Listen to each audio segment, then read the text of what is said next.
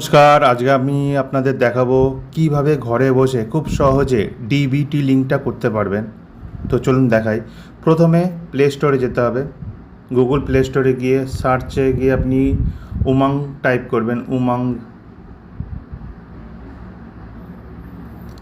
উমাং অ্যাপটি আপনি ডাউনলোড করে ইনস্টল করে রেজিস্টার করে নিতে হবে আপনার মোবাইল নাম্বার দিয়ে। আমার অলরেডি ইনস্টল করা রয়েছে, তো আমি এখান থেকে ওপেন করে নিচ্ছি।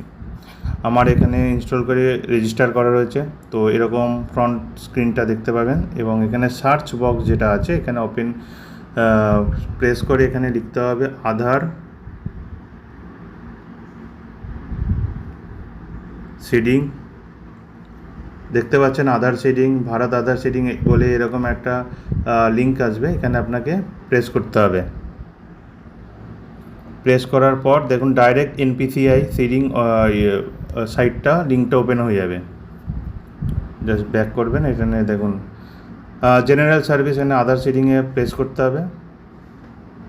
প্রেস করে দেখুন আধার সিডিং যেটা আছে আপনার এনপিসি ডাইরেক্ট করলে অনেক সময় ওপেন হয় না, তো উমাঙ্গের থ্রু দিয়ে গেলে আপনি এখানে ডাইরেক্ট ওপেন হয়ে যাচ্ছে।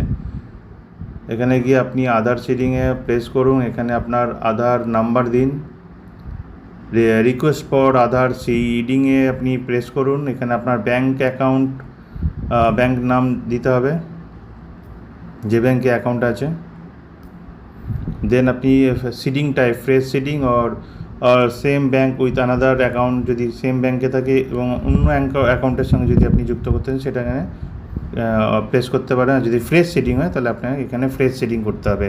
দেন আপনাকে অ্যাকাউন্ট নাম্বার দিতে হবে, কনফার্ম অ্যাকাউন্ট নাম্বার দিতে হবে, এখানে প্রেস করতে হবে। প্রেস করে আপনার ক্যাপচা ফিল আপ করে সাবমিট করে দিলে আপনার ডিবিটি লিঙ্ক ওপেন হয়ে যাবে, মানে অ্যাক্টিভ হয়ে যাবে।